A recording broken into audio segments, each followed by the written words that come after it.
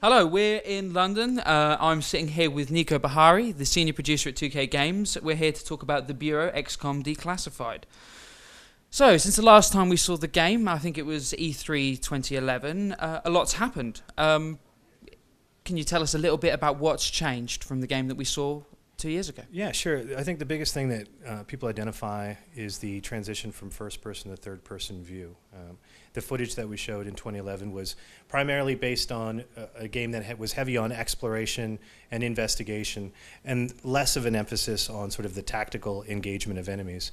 As we've been sort of demonstrating recently, this game, the focus of this game is about battlefield management, sort of a clean tactical engagement of the alien threat, and with that we've transitioned more into a third-person perspective to give the player a better sort of spatial awareness of the alien threat and the tactical opportunities that the battlescape provides to them. Okay, the settings also changed. We're in the 60s. Why that era? You know, initially there was this 1950s kind of softer Norman Rockwell type of color palette and tone. But looking at the 1960s and sort of the geopolitical landscape at the time, the tension, the pressures between the sort of government agencies really led us down this path that, you know, the Bureau existed in some fashion in that time. It probably wasn't called the Bureau. There's probably no evidence that any clandestine operation of this sort ever existed, but it's definitely fertile ground in terms of telling a story of how XCOM, this global, you know, alien warding off organization, could start in sort of the basement and the dark recesses of the American government. Okay, since we last saw the game, we've also been treated to the XCOM Enemy Unknown. Mm-hmm. How has that game affected the development of this game? Well, it's been great. The positive awareness and just, you know, the critical reception of that game has been amazing, both for 2K and both for, you know, and for us in the development side. It brought with it some awesome elements that it instructed, you know, users with. You know, the visual language for taking cover, for one, is something that we've borrowed and brought into the Bureau. Also, the menagerie of aliens that are your sort of antagonists through Enemy Unknown also make for great enemies in certain instances for us. And then the concept of permadeath that Enemy Unknown proved outright that consumers and, you know, core audience and casual players alike both have an opportunity, an appetite for this sort of permanent consequence to gameplay. Okay, I mean, you're working with an established IP. How much kind of latitude have you had to tweak the formula, and how much freedom have you had to kind of create within that IP? Well, that's the beautiful luxury you have when you write an origin story, right? Like, you're going down this path that no one's ever forged before. I mean, there are key tenets to the XCOM franchise that you always want to be mindful of, which is the use of team, tools, and technology.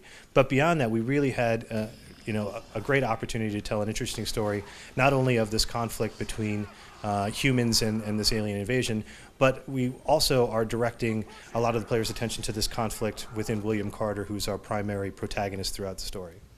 When the game was first announced, there was a lot of outrage. Mm-hmm. People were saying that you can't make XCOM into a shooter. How are you ensuring that it retains the important elements of the XCOM franchise? Well, I think you have to understand exactly what is appealing about the XCOM franchise and what are the core components of gameplay. And for us, the focus is on definitely, you know, understanding an intelligent enemy and using the tactics, team, and technology that are available to you via the XCOM organization in a smart way on the battlefield.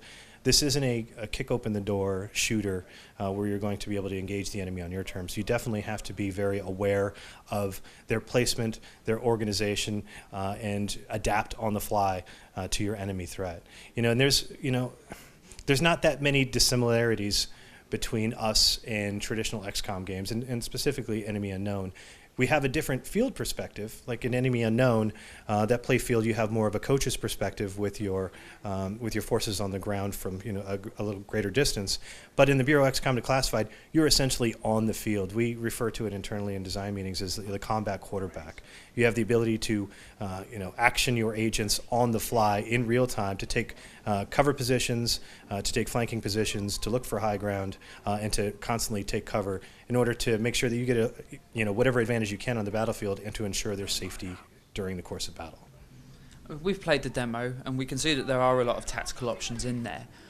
What are you doing, though, to balance it for people who are maybe more casual, who are looking for a more shooter-based experience? Well, this isn't a shooter-based experience for the most part, and this isn't the most casual of offerings. There's a lot of things that are familiar to it, like at its base level, people understand what taking cover means.